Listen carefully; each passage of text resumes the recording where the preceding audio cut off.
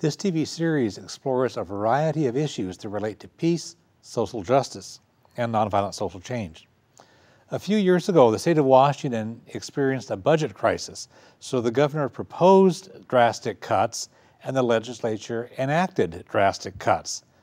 Then our state experienced another budget crisis, so the governor and the legislature slashed again. Revenue keeps falling short of the needs, so they keep slashing and slashing. They've cut funding for state employees, state parks, K-12 education, higher education, health care, assistance for our poorest people, and pretty much everything. But it's still not enough. A special legislative session from November 28 through much of December will propose more cuts, and then even more cuts are likely in January 2012 when the regular legislative session begins. The governor and the state legislature scrutinize everything on the expenditure side of the budget, but they have failed to seriously examine the revenue side, which is seriously dysfunctional. They don't seriously examine what are called tax expenditures, the various tax breaks, exemptions, and loopholes that amount to the same as if you were just giving money to those entities. Some of those tax expenditures have existed for decades without any meaningful oversight. And they've also refused to consider systemic changes in Washington State's tax system, which is the most regressive in the nation. Our state's richest people pay very low tax rates, and poor people pay very high tax rates. This month's TV program will explore all of this, and we have three top-notch, very well-informed guests to help us figure all this out. Jim Dawson is the campaign director for Fuse Washington, a statewide nonprofit organization that works on taxation and other public policy issues. Brendan Williams is a former state representative from the 22nd Legislative District. He earned a great reputation for boldly analyzing and critiquing our state's fiscal problems and for speaking and acting boldly to solve those problems. Chris Reckdahl is a current state representative from the 22nd Legislative District. He likewise is vigorously representing the public's interest in promoting social and economic justice in various ways, including working to reform our state's tax system. So welcome to all three of you. I'm glad you're here. Thank you. We want to start by looking at this widening gap between the rich and the poor. We've been hearing with the Occupy movement across the country the difference between the 1% and the 99%, and those realities happen here at the state level as well. Since the mid-1970s, the gap between the rich and everyone else has been growing much wider. This is true of people's income and people's net worth, their wealth.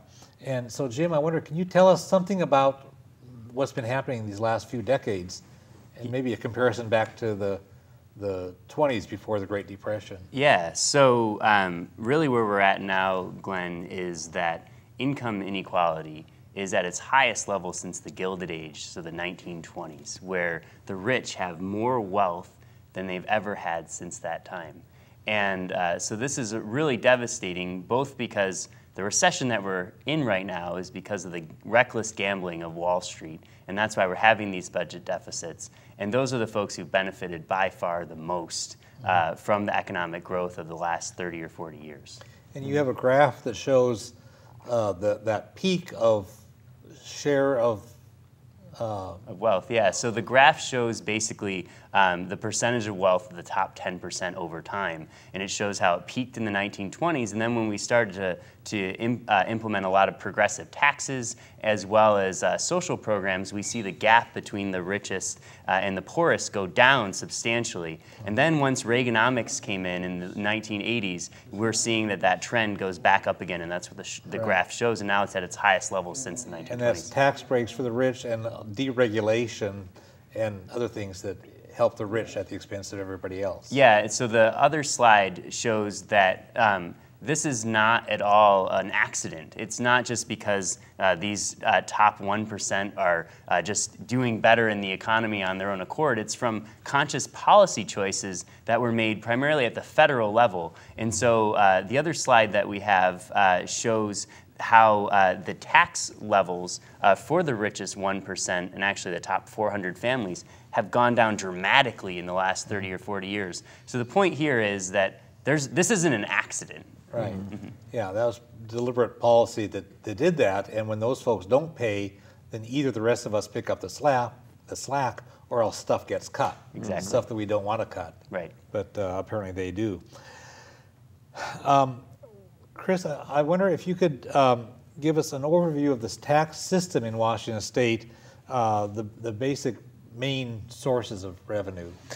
Yeah, so Washington State really designed its tax code at statehood and with some changes along the way. So it's really a 19th century tax code that relies heavily on consumption. So our three big taxes in our state are sales tax, by far the largest. We're familiar with this. It's a 6.5% rate at the state level, and then there are local options on top of that. So in our region, it's 8.5 to 9%. Gets close to 9%. Gets close to 10 or slightly over in King County, depending on the local jurisdictions. We also have a B&O tax in our state, a business and occupation tax. We talk a lot about this around our community. This is really the same thing. It's the same transaction, but the sales tax is theoretically paid by the consumer, and the B&O tax is paid by the business on gross receipts. It's an unusual tax in that it doesn't take into account profit. It simply taxes a transaction. So small businesses who do not have high margins tend to pay a significantly higher percentage of their significantly higher tax percentage than the very largest companies who get to shelter a lot of things, obviously. Our third source in our state is property tax, which has gone through a lot of change through initiative process. We do not grow it very quickly. It is capped actually by initiative. It's the smallest of the three. But basically, those are what we've had essentially as the core in our state for a very long time. And as Jim has indicated, that's a fairly rational system 150 years ago when income inequality was not nearly as prevalent as it is today. States around the union pick different things to tax in order to fund core and vital services. We chose consumption taxes, and I know we'll get into this later, but little did we know this giant wealth gap would occur, and we would find eventually that these consumption taxes just really hit low-income and middle-class families significantly more than the wealthy. Yeah.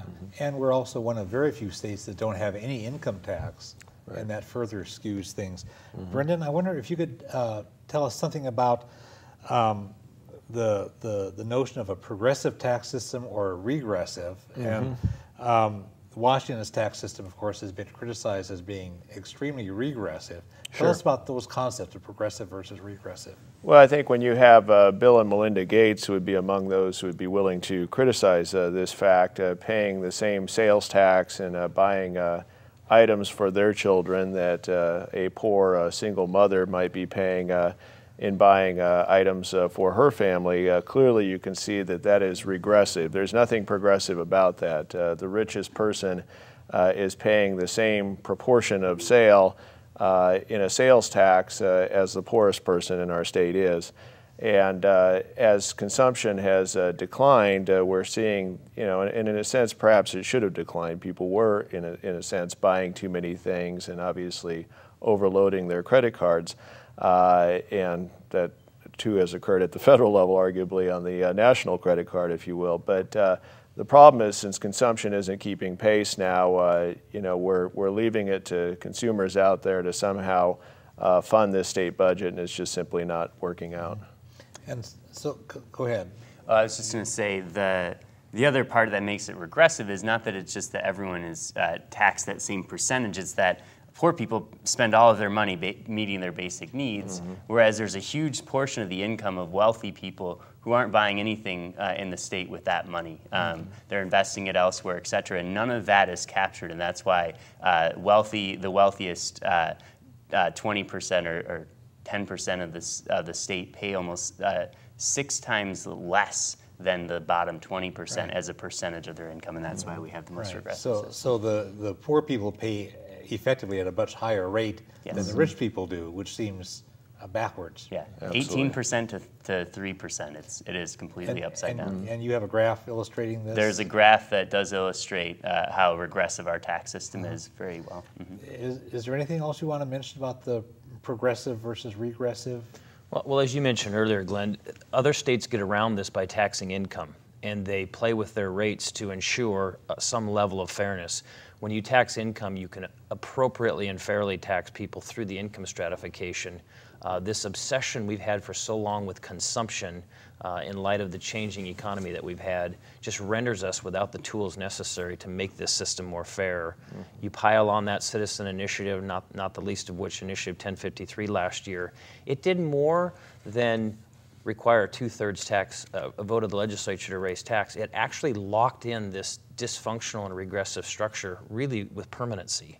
And I think that's probably one of the more damaging issues here, is that if we wanted to get to this change, this fairer tax code, which I hear from everyone, from business owners to low-income individuals, we've made that very, very difficult in our state now. Yeah, and what I hope that we'll be able to do with this program here is give people some better tools for thinking about these instead of just the simplistic sound bites that so often carry too much weight. Right. And my other comment just about progressivity is the idea that the people who benefit the most from the economy and the investments that our government makes are the ones who should be paying the most. And that's the concept of progressivity. That's the point that I keep making. Some people have gotten fabulously wealthy from our political and economic system, and they have the greatest moral responsibility to pay for the system that made them rich. And the people who are getting squeezed out at the bottom should be paying less because the system has not been serving them well. It's just a matter of fairness. So, Chris, how did we get into this current fiscal mess? I know when we talked on the phone to prepare for this, you had some insights about how things have changed, things that have happened in our economy in the last couple of decades and the implications for taxes. Tell us about that. Yeah, so if you go back to the origin of the tax code, again, when we had this more fair distribution of income and you were taxing consumption in the form of sales tax and business and occupation tax, you probably could have sustained that had everyone's income grown proportionally over time. But we've done a couple of things. Obviously, we've concentrated wealth in the hands of very few, and Jim has mentioned quite a bit of that. In Washington, not unlike other states, we've also moved our whole economy fundamentally from buying goods, things that are taxed, to buying services, which in our state come with a significantly lower tax. We charge a B&O on those, but we do not have a sales tax on a lot of services. And candidly, we exempt almost $4 billion worth of possible taxation in our state by not putting a sales tax on services.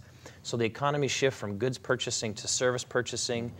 In the last 20 years, this explosion of growth from face-to-face purchasing, which is traditionally taxed the way we always have, to web-based sales. We have corporations across the United States, not the least of which is Amazon, actively working state by state to avoid taxation of web sales. We're sort of finally turning that around. And then finally, we do some growing activities in our state, specifically gaming, where we go to facilities, tribal facilities as a small example, where they also are not taxed. Now, all of those activities generate economic activity, and they're very good. But specifically, when you think about funding core services, early learning, K-12, higher ed, vulnerable citizens, the things our citizens expect state government to pay for, those require a certain kind of economy, and we have moved for 100 years in a very different direction, but we've clung to a tax code that simply doesn't reflect how the economy works and how we purchase nowadays. There's some changes on a per capita basis that... Well, evidence of sort of how dramatic this has gotten is we look at statistics in a couple of ways, and economists spend a lot of time with this question of, are you overtaxed or are you undertaxed? And if everyone just looks at how much they pay from one year to another, it's a little unfair because movie prices go up. Well, we don't abandon movies because they raise the price. It's really a function of your ability to pay. And a couple of metrics in our state, we look at, how big is our state and local governments combined as a share of overall economic activity? This number's been 10.5%, 11% for decades, and it actually had a peak of about 12%. We're going to be at what looks like a rapid descent to somewhere around 9% of state and local government activity as a share of the overall economy. This is unprecedented. Typically in dark recessions, you want your government to make up for the lack of private sector activity. And then as the economy recovers, you want your public sector to sink a little bit and your private activity to grow. This is really the first recession in our state and our nation's history where we somehow believe that as the private sector was falling, we should disproportionately hammer the public sector, and that's a very unusual activity. It's weird. You have a graph that illustrates something of Yeah, this? so the graph, what it shows is just state government as a share of economy and how of the overall economy, and how it's declined from about 7% down to below 5. And so we're at one of our lowest levels in over 40 years. And so we really do have a structural revenue problem where we're not able to pay for the basic things that allow our state to prosper, which is to maintain our quality of life through good public health and public safety and good amenities like public parks. We can't pay for a good education system like we need to in order to attract good paying jobs. And so these are things that are essential, and that's what 80% of our state budget is. Yeah, and that's not what people are hearing through the glib sound bites that people are putting out there, and that we're kind of on our way to becoming a Mississippi of the North, is how I think about this, because they're cutting things that we never would have cut before. Right. I've been paying attention to this stuff since, pretty close attention, since the early 70s, and public assistance grants used to be, some percentage of, the state used to calculate a basic standard of need was the term they had. Sure. And public assistance grants were some percentage of that. And the grants, like for AFDC, which is now TANF, those grants kept dropping way below, now below half. Sure. And other things, GAU, which then became Disability Lifeline, which is getting Hammered. or eliminated, depending on who you ask. Depending on, It's been pummeled and hammered, and now it might be eliminated. It's amazing. Right. And that's for people who have medical reasons why they are unemployable, and in many cases they're applying for SSI disability, and those cases are pending, and they're getting squeezed down to under $200 a month or zero, depending on which, what actually happens here. But it's appalling. And the cruelty of it is that welfare reform was supposed to replace the concept of a handout with a hand up. That was at least the rhetoric of the time. And now we're seeing those forms of assistance being squeezed to where you're not even providing that hand up to folks to get back up on their feet. Yeah, they're cutting things like childcare, so people can't afford to lower income people at a working class level can't even afford to keep their jobs. Sure. Because if you lose childcare benefits, then to pay for that on the open market is too expensive. Adjusted for inflation, our per capita spending in the state, our state government spending on its individuals through education and these vital programs that we've talked about, we are at what we believe is about a 25-year low. And throughout this entire fiscal crisis, aggregate income has grown, aggregate GDP, business activity in the state has grown. We've only had 1 year in this entire cycle here where we've actually seen aggregate personal income in the state of Washington shrink. We clearly see in the data that the wealthy are getting wealthier. Sure. We are cutting vital programs to the most vulnerable folks, and this is sort of the recipe for how you sustain long-term unemployment instead of putting a floor under people to get them active and get them back into the economy. You think of that thing about, you put a frog in water, and if you put the frog in boiling water, it'll jump out, but if you put it in water, then turn the heat up, it'll slowly cook the frog. Sure. Because the frog won't notice the little incremental change in the temperature. And we keep doing this with our state. It's like tightening it down, tightening it down, tightening it down. It's every session, of the legislature, people say, oh, this is going to be the worst one ever because we have to make painful cuts. Then they come back a year later and say, oh, this is going to be the worst one ever. We have to make these painful cuts. And it's just getting worse and worse. And it's like that frog in the water. You're absolutely correct. I mean, if Chris was going into a special session now where he needed to cut, he and his colleagues, $12 billion from the state, which is what will have been cut over a period of time, all at once, the public would be outraged. Right. They would be screaming. There would be a clamor. But because this has occurred over a period of time, it's not gone as noticed as it should be. Right, and it becomes sort of the new normal. It's like people have been acclimated to this notion that the government just needs to be abandoning more and more people. Right. Well, I would say the hopeful part is I think there is an outrage, and I think that's the Occupy Wall Street movement, and we're seeing people come out and voice their concerns and coming out opposed to these things. Yeah, it's been interesting. I've seen and we're taping this program now in mid-November, and regardless of whether people hold the ground that they have held as an Occupy thing, the public opinion of the movement the polls have been saying it's about 45% support, whereas Congress is at 9% approval rating. So, you know, I would just add to Jim's point, there is hope here. There's a huge opportunity. When you think of the economy of the United States, albeit more challenged because of growth in China and around the world, we are still a growing economy. There's still aggregate income gains. There is still business activity that's on a growing scale. Certainly more competitive. We have to keep a razor-sharp focus on our education system. But we have wealth, and we have growing income, and we have the ability to make life a standard of life for more Americans and more Washingtonians move proportionally. What we have, as he's indicated, is a public policy failure to recognize a sort of a moral and social obligation to at least take care of the basic needs of folks. And we really want people to work hard, and you want that competition. And no one is saying there should be a guaranteed outcome, but there should be a guaranteed equality of opportunity. That's what America's lost. And through good tax codes and through good public policy, you can have that opportunity for people. And we certainly live in a country where there's huge opportunity still. Right. But that income growth, that economic growth has all been at the very top end. And working class people, middle class people, poor people are subsidizing the folks who are extremely rich. And that strikes me as just morally wrong. And not sustainable. At some point, you're going to ultimately, crash the thing. it's bad for our economy. You don't have people to buy stuff, then. Right. Right. And if people can't get a decent education, then they're going to be looking to other countries for people to be the scientists, the engineers, the whatever. You know. Right. You've done a lot of work about how we fund long-term care for people, and on the one hand, folks will think, "Oh yeah, you know, stick it to those guys." Right. But what happens when a nursing home or a doctor or other healthcare providers don't get reimbursed adequately for when they're caring for people who are elderly or people with disabilities? Tell us something about that aspect of it. Well, we're an aging society, and we haven't really come to grips with that. Washington's had a model long-term care system in developing community-based options for folks, and that's been great.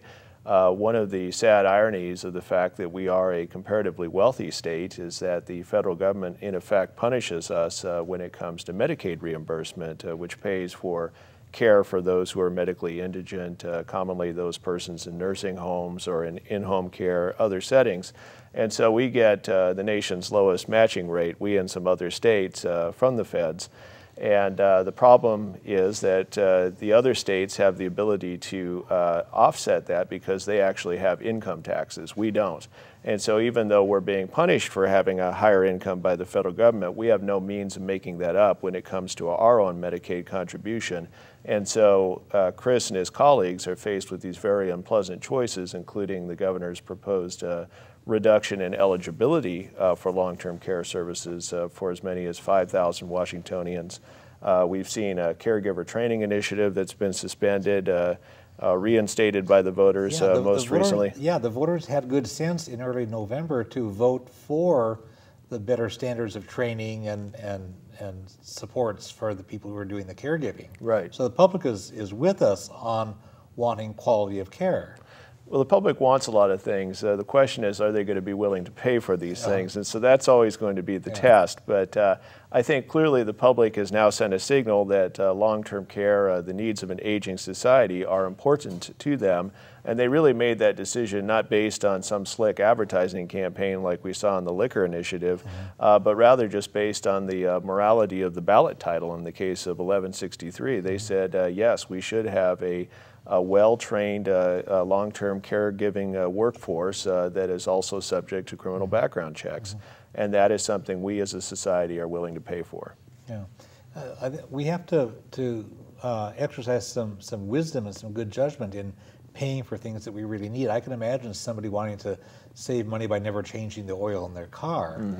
And you can save money for a little while. Eventually it's going to cost you a whole lot more when you have to replace the engine. Well, you know, I mean, so we need to think at some of these things that are expenditures are really investments in future health, education, all kinds of quality of life items. And the state has been forced then to come up with new policies. For example, a judge just suspended the state's effort to cut back on Medicaid reimbursement for hospital visits. We were going to be the first state in the nation to do this, really limit that reimbursement. And there are those instances where you don't want to be first because there's a reason why you're first. Yeah. You know, no other state would have even thought of this idea because what's going to happen is the hospitals are not able to turn anyone away from their doors under federal law. Right. It's just going to become uncompensated care. And we're already seeing perhaps as much as $1 billion in uncompensated care within the state of Washington. And so you're just adding to the misery of everybody else, you know, these providers, those of us who have insurance, we're going to be paying higher premiums. So somebody's going to be paying Right. for this at the end of the Yeah, day. it's cost shifting in all kinds of ways. If we don't solve the problems, the revenue side of the problems, what further cuts are people talking about? And realizing we're taping the program now in mid-November, the program will air throughout December, but there's another legislative session coming around in January. Well, you know, it's been well documented that when you take another $2 billion out of a budget cycle that's only got 18 months left, and you've got constitutional protections around a significant amount of this, you know, you're looking at average 25 and 30% cuts to some of the services that could still be eligible for reduction. You know, a lot of folks say to me, "Hey, thank goodness K-12 is protected." Well, people have to be careful of that. There are clear protections in K-12 about basic education. But things like levy equalization, which legislators around the state fall on their sword for, that is not protected. All-day kindergarten that's is the not concept protected. that richer districts can afford to pass levies and poor districts can't. That's right. So And- the and state the has state always needs to equalized that. balance that out, Yeah. So there's a lot at risk. Tons of activities in the human services world. You know, we've done what we can, as you indicated, to protect Disability Lifeline and basic health for some. All of that is at risk if this is an all-cuts approach. And as folks have indicated already, you know, we've already taken essentially a 90 to 95% cuts approach to this and filled up maybe 5 to 10% of this deficit over the last couple of years with fees, but we haven't yet touched the tax fairness question or the new revenue question. You wrote in an article that you wrote for the Seattle Times that we cannot cut our way to prosperity, which I think is a great line. It's never been done before. Yeah. You can't cut your way back to prosperity. Economists like John Maynard Keynes, you know, had recognized that fact, and for a long time, that sort of economic philosophy was the gospel to both Democrats and Republicans alike. The idea that in times of fiscal crisis, when the economy is on the ropes, the federal government, as a payer of last resort, is actually priming the pump of the economy. Yeah.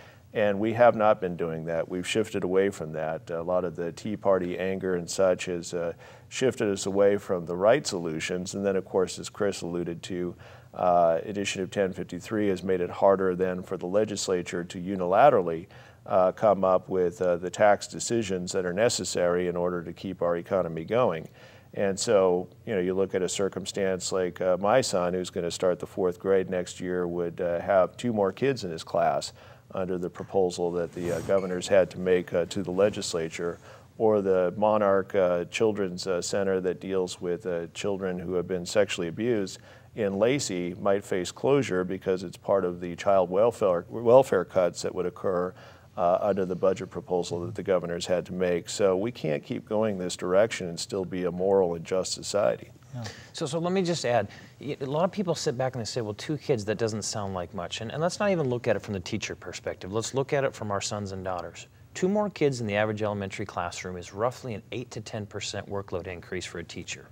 And if they spread their time out proportionately, that's 8 to 10% less contact time for every kid in that class. And everything we know about early learning and early grade learning is about reading, it's about basic fundamental skill building, it's about contact time with teachers who need to put some intensity on those who need the most learning.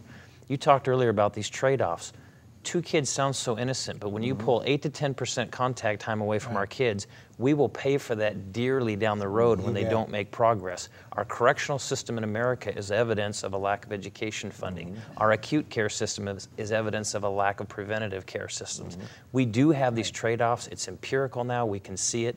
This is a disaster when you raise class sizes like this. Yeah, there's been a really excellent research done on this by economists and others who've really studied this, and it's powerfully prove just what you're saying. And Jim, you've got a figure that says that we've lost 644,000 public sector jobs in the last few years. So yeah, basically at a time when we need government to respond to meet the basic needs of the population, instead of maintaining jobs, we're losing them. Almost 2/3 of a million jobs have been lost nationally in local and state governments. And so it's the exact wrong way that we want to go. And the reason to think about kind of this historical context is, so in almost every past recession, the reason why governments increase taxes at those times is because if you look at what happens, it's not that there's not money in the economy, it's that people are uncertain about spending. And so if you look at here in our state, we have Microsoft sitting on over $55 billion in reserves right now. It's not that they don't have money, it's that they don't have the certainty to spend. And so at a time when there is uncertainty, one, it's the best time to make public investments because that's when it's cheapest. And then two, it helps to spur the economy back, and you do that by targeted tax increases. Yeah, there have been some public construction projects where the bids have come in way under what the estimate was. Right. And so the school district or the whatever the local jurisdiction is found, wow, this was the right time to do that thing because the contractors are hungry and they could bid low and the public got a good deal on it.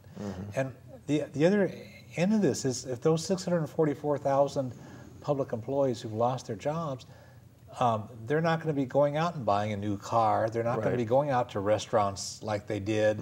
They're not going to be buying furniture. They're not going to be spending money, and it creates a downward spiral in the whole economy when it should be the opposite policy. We should be priming the pump, creating jobs so that people will get out and have some discretionary income that they can spend. And these layoffs, these cutbacks, are just digging us deeper and deeper in a hole. It's a downward spiral. There's no end to it. Right. And especially for a state like ours that's so dependent on sales tax and B&O tax, that's what gets hurt because when people lay off a bunch of state employees or teachers or whatever, and they don't have money to spend, so there's less sales tax and less B&O tax coming in, and then the legislature has to cut further. And it's like, we've got to reverse that. Right. And that's, so we'll get into that as the program progresses. One of the interesting concepts is this concept of tax expenditure that I mentioned when I was introducing this topic. Every budget has the expenditure side, and there's a revenue side, and the expenditure side gets a lot of scrutiny from the executive and the legislative branches, but the revenue side just gets less scrutiny. And when a government gives somebody a tax break, the net effect is the same as if we just gave them a bunch of money. So if we have a tax break for elective cosmetic surgery, for example, which we have in the state, it's like taxing all of us using some of our money to subsidize people who do that. And it's like, well, is that a good use of our resources? So could you tell us something about the concept of tax expenditures, Chris, and maybe some examples and some of the problems with these?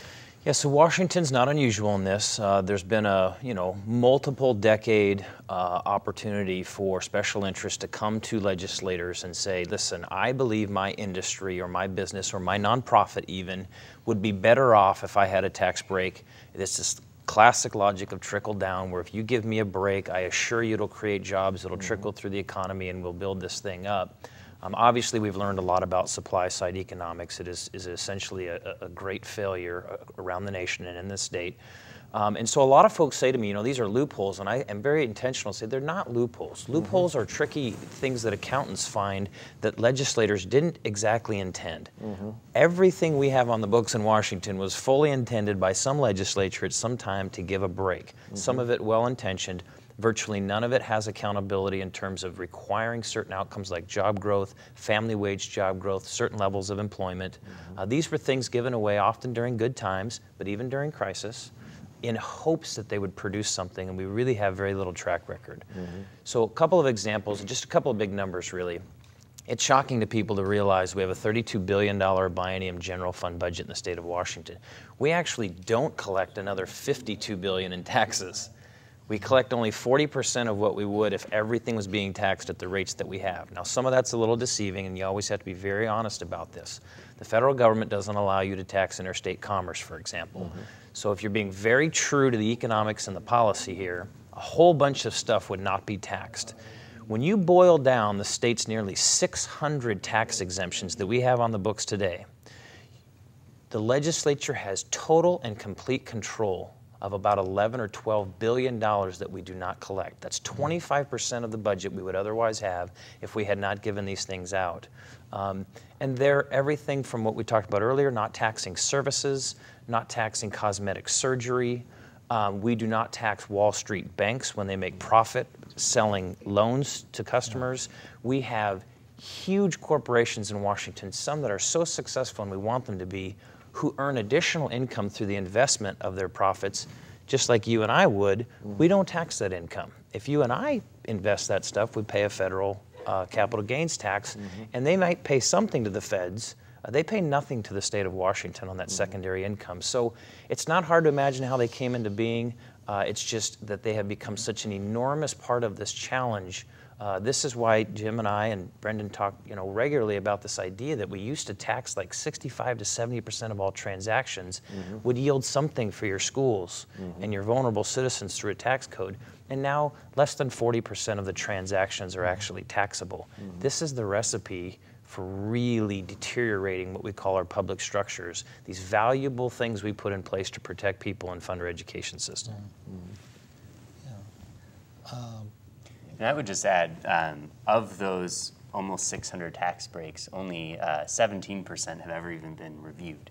And so here we have a system where we're scrutinizing every penny that we send to our kids, every penny that we spend on health care. It gets audited over and over again and looked at every single legislative session.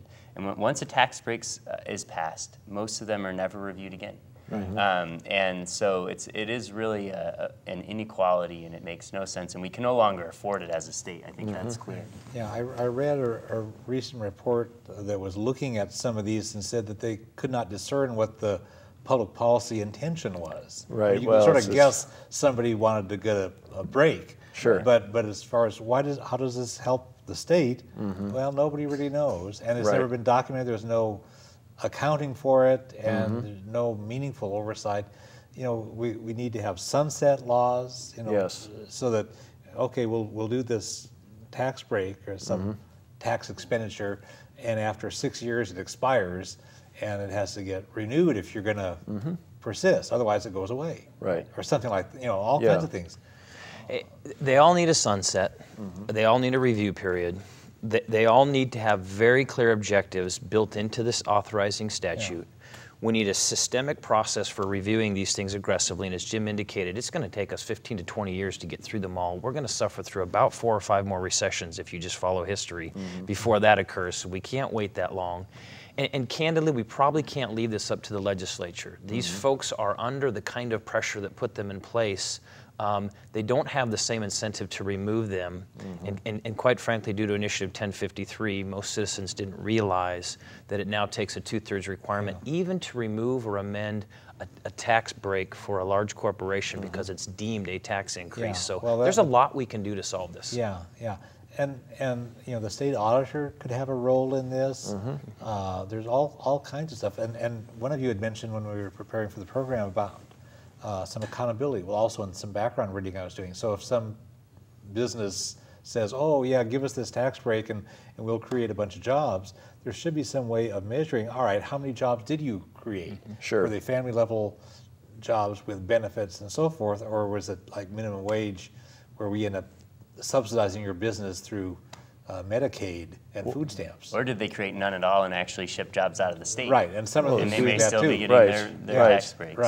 So we hold single moms who are low income, we hold them more accountable than we do Microsoft or Boeing.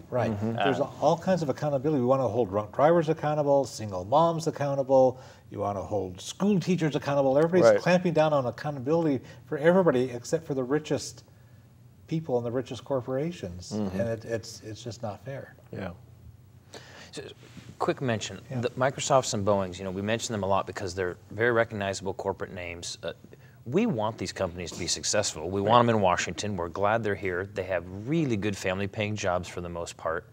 The question we have to sort of grapple with as public policymakers and as activists in the community is, what is the trade-off? Mm-hmm. So these folks are now telling us how desperate they are for a trained and skilled workforce. Mm-hmm. And so one of the policy questions we've sort of posed as legislators to them is that trade-off gotten so significant that you're willing to close down some of these tax privileges that you have, which clearly they don't need, with record-breaking profits? Yeah. And could we take some of that resource and put it into our training system and help you in a way that is very tangible and improves the lives of individuals, as opposed to giving you this break and taking the risk that that money goes to China for production or Europe for production? It's a far better thing for our citizens to invest in the things that they need as a company rather than give them a direct break. Right. Right, yeah. So there's all these kinds of things where you got to just like be thinking and alert. The stuff has to be transparent, so that the public and the legislators know what's going on and the stuff gets talked about. Otherwise, it's hidden away. They get enacted and then nobody ever checks them out again. So Right. we need to have a more vigorous democracy in this area as well as in so many other areas. It would be really helpful if we asked the state's newspapers to let go of a $42 million a biennium break that they get for simply selling newspapers. If you buy a Newsweek, you pay sales tax, but if you buy the Seattle Times, you don't pay a sales tax. That is a benefit to them very specifically that they may or may not need, but it's hard to get them to engage in this question of tax preferences and tax expenditures and loopholes, if you will, because they are at the trough. And so we've got to have programs like yours and others that put some light on this subject, because we can't get the mainstream media to put attention on it when they're the benefactors. Yeah, well, they're very defensive about things in their interest. Some of them are very vigorous in promoting transparency of public's right to know, because Sure. that's their agenda. Right. But what about the public's right to have them carry their fair share of the revenue Right. structure? No. So, Yeah, right. so, Right. so let's all be open and fair about this. What would you like to see in the way of short-term solutions, and then we'll talk about long-term solutions, because we need to figure out what to do right now for short-term, and then some of the things that we're talking about are actually longer-term, but there may be some things on the short-term that we could do. What would any of you recommend? There are a lot of things that can be done in the short term. One, with a simple majority vote, the legislature can make sure that fees that are charged are adequate to cover the cost of enforcement. So for example, if you go to apply for a water permit, the state is subsidizing the application process. Or for a forest permit. The water permit is like to use water, large amounts to of the draw. public's water. Yeah. Right now, they're not paying for even the cost of administering the permit. Okay. So this is somewhere where we should make people who benefit from the services pay the proper fee, right? Okay. And then so that's one thing that they could do. Perhaps the most important one in my book is increasing the fee on toxic chemicals and oil in the state. That could raise a large amount of money. It hasn't changed in over 20 years. It's a flat fee. It's not even a percentage. And so this is something that we could raise a large amount of money with and help to fund the programs that are on the chopping block, which are a lot of environmental programs. Right. So it's kind of more of a pay-as-you-go thing. Sure. Right. Because there are costs that the public is paying. Right. And these folks who are benefiting from We're that subsidizing big oil, big ag, the Right. big timber Yeah. companies. Yeah. They're not even paying their, the cost of administering the Right. permits. Okay. So that's one thing, fees, and that can be done with a simple majority in the legislature. The second thing is there are a lot of short-term revenue options that we can look at in order to raise money that we need to prevent these devastating cuts that are being proposed.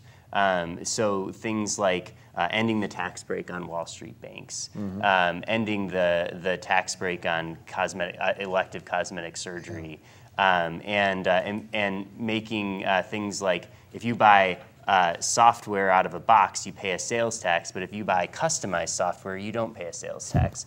that doesn't make any sense whatsoever. That we should create parity in the marketplace, and those kinds of things raise money. And that would be regressive too, because it's an ordinary middle class or working class person who buys some software out of the box, but it's somebody who's in a higher bracket who can have some software custom designed for you. And that'll get us part of the way there. And then I would say that I think that the governor needs to come out, just like she says, sorry, we can't afford basic services anymore. She should be telling the business community, sorry, we can't afford your tax breaks anymore. So either you can agree to end your tax breaks, we're either going to end your tax breaks, or we're going to increase certain tax rates on certain businesses, because that is a responsible way to go. Our tax break budget has grown by over $1 billion in the last 10 or 15 years. So they need to make up the difference. And that can either be, we'll end some of those tax breaks that aren't performing, or if they're really wed to those tax breaks, then we can make an increase on some service businesses and other things like that, and that can help raise some money. And then I think because we do have a regressive system, most of our options are somewhat regressive. And so there's a lot of talk about whether or not a sales tax increase should happen or not. We may need to go there in order to prevent these service cuts from happening. That would be the most regressive thing that we can do. Leaving seniors at home without in-home care to be turned is by far more regressive than a sales tax increase. But the way that we can make that sales tax increase, if it occurs, less regressive and actually give a tax break to the lowest income populations is by fully funding the working family's tax rebate, which is a mechanism that's been around for a long time. It's been on the books, but it has never been funded. And so if we fund that rebate, that would actually reduce the amount that the lowest income families and actually middle class working families are paying. Oh, wow. Let's talk about some longer term solutions. Something's going to take a few years either to muster the public will or to devise the technical aspects of the program. What longer term solutions would any of you recommend? Well, so the best solutions are the ones that take the longest to implement. And so a great option is a capital gains tax, an excise tax on capital gains, which is basically if you sell stocks or your vacation home, those types of things, it doesn't apply, it wouldn't apply to like selling your own personal home. All the same federal guidelines would apply. Well, this is where a lot of wealth growth happens at the top 1% is in capital gains, and it's actually the lowest tax form of income and gain, both at the federal level, and it's not taxed at all here in Washington State. So we could put an excise tax in place on capital gains that could raise over $500 million a year. The problem is it would take a couple years to actually put it in place. So we wouldn't be able to raise that money in the short term to solve this budget gap that we have right now, but that would be a great long-term way to raise the revenue that we need to have the quality schools and education that we need. And if we can come up with some of these different kinds of taxes, we're not putting all of our eggs in the sales tax and property tax and B&O baskets. The more you can diversify the sources, the more stable you'll have. It's like a diverse portfolio. You're protected. Pardon me? A diverse portfolio. Yeah, so this is it's that concept. This is where I think Democrats and Republicans, if we would start with an interest-based approach and not defend some turf, where we could come together and say, hey, let's imagine we wrote this tax code today in the way that we understand the economy works. What we would agree to is that you could lower rates just about across the board. You could almost lower sales tax rates, B&O rates, or get rid of it possibly, lower property tax rates, but ensure that it's applied broadly through the economy, no longer have these large exemptions out there that are really distorting the market and creating inequities in the system.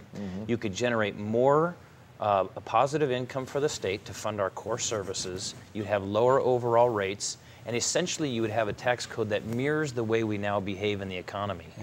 You would do things specifically in that, like taxing income instead of just consumption. You would tax corporate profit instead of just gross sales. So not only do you get a more adequate system that moves with the economy, you get a fairer tax code in the process. These are all things we would do as Democrats and Republicans if we sat down today and said, let's have the courage to rewrite this tax code. The days of incrementalism are probably over if you want real meaningful change, but the power and the inertia of the political process keeps us moving in these increments. Right. But you know, you ask long-term solutions, that's it. Put people in a room, not very many of us, to redraw this thing and actually design it around a contemporary economy. I was just appalled to hear the governor say that it's okay to cut human services and expect that churches and charities will pick up the slack. I mean, how cruel is that to cut for people who are in need and then dump the burden on somebody else who's a voluntary organization like a religious congregation or a charity? Why not say the people who are the most vulnerable, kids, sick people, the elderly, whatever, the hungry, the homeless, they get their needs met. Right. And then if an oil company wants to get a tax break, you don't get a tax break anymore. If an oil company wants more money, they can go out and take up a collection and you know, stand there with a cup, say, I'm an oil company, do you want to donate something? Yeah. Let the rich people, let the big corporations do the charity thing, Right. If they want it. But it should be part of the social contract that we take care of people who are hurting. I just can't imagine somebody with such a cruel and insensitive thing as to cut the vulnerable people and dump that onto the churches and charities. Yeah, they're already overburdened. Yeah, so another key structural change long-term here is I think you actually have to restore the republic. I mean, you have to restore the constitutional democracy that the citizens in this state put forward by empowering legislators within limits. But rather than doing it, you know, sort of death by initiative, one idea at a time, limit this tax, cap this, I think the legislature should have the levers to make some tough decisions. And if appropriate, say to the legislature, we know that in tough times, government should grow as a share of the economy, and during good times, we would expect you to shrink. We should put a band around the size of the state government, give it enough width in that band to actually move with the economy and act as a policy lever to fix things. But we would be well served to give the flexibility back, regardless of who's in the majority, Democrats or Republicans. They need tools to respond. Those have been taken away. So that's one of those long-term solutions that I think it's going to be tough for citizens to come to grips with because they imagine that they have great control over this tax code through initiative, when in fact all they've really done is serve a single initiative writer whose business interest also mirrors that of our large corporations, and we've essentially just frozen the tax code to the disadvantage of the common citizen. Yeah, it's really skewed those initiatives that have restricted taxes in those ways that put us in the box where a minority of people can run the budget instead of the majority, and it's just skewed the whole thing. It seems like if the ordinary people had the information, which they will after having watched this program, and reading some of the good stuff that's out there from several organizations, yours, I mean, there are a number of groups that are doing good stuff.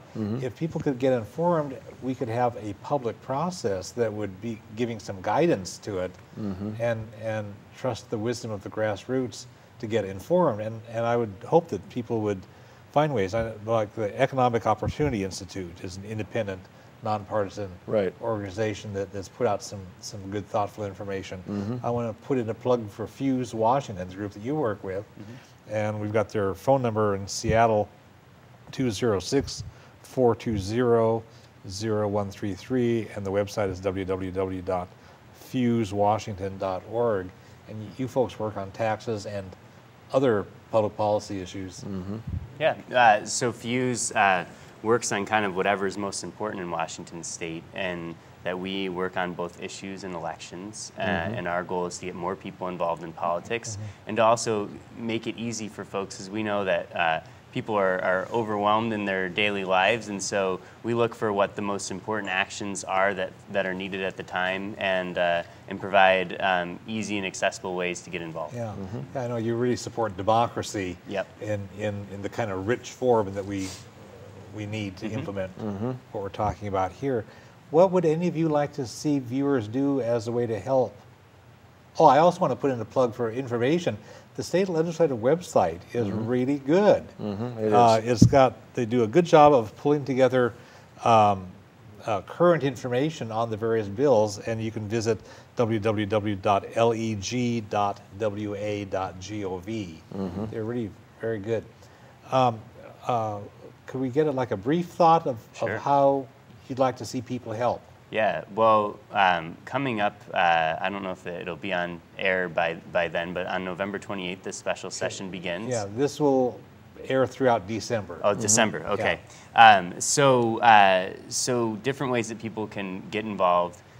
One is to reach out and contact your legislators. They need to hear from you and about your positions on these issues. Either do that by making an appointment, meeting them with them in person. I know that when Brendan was a legislator and Chris meets with constituents on a regular basis, and so that's incredibly important. And the other part is getting involved in grassroots groups to help organize the community, right? Because it's great to share your voice, but also getting more people involved in the process is going to be really, really important. Right, thanks. Yeah, and can we be pretty tight on the time? Yeah, no, I think we're fortunate to live in a progressive community. I think it's important for people to reach out to family and friends around the state and let them know this is what we need to do here, because it's, there aren't enough Chris Reichdahls in the legislature. We need more people who are willing to have courage in order to do the right thing.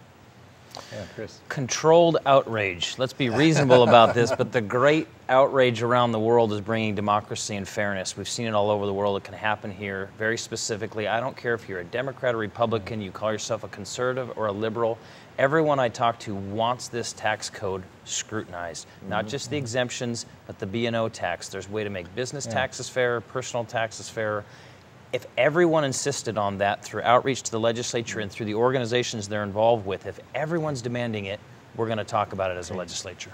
Thanks. I want to thank Jim Dawson, Brendan Williams, and Chris Reichdahl. I want to thank all the folks who've been watching. A budget is a numerical way of expressing your values, what you really believe in. And we have to ask, what do our state and federal and local budgets say about our values? We need to make sure that we represent the most decent and humane values in how we spend our public money and in how we raise public money to fund the real needs. We can adjust the relative sizes of the slices of the budget pie, and we can also make the pie bigger. We have some folks who've gotten fabulously wealthy, and they should have the biggest responsibility, I believe, to pay for the systems that made them wealthy. For information about this issue, you can contact www.fusewashington.org and several other good organizations. For information about a variety of issues that relate to peace, social justice, and nonviolence, you can contact the Olympia Fellowship of Reconciliation at 360-491-9093 and www.olympiafor.org. In case you're watching this program on a Thursday night in December 2011, stay tuned for our documentary series, The Big Picture, which starts at 10 p.m. December's film is The Mean World Syndrome. Why are so many people afraid of things that they don't need to be afraid of? Partly it's because of violence in the media, especially in local news coverage. So check that out. We're all one human family and we all share one planet. We can create a better world, but we all have to work at it. And the world needs what you have to offer.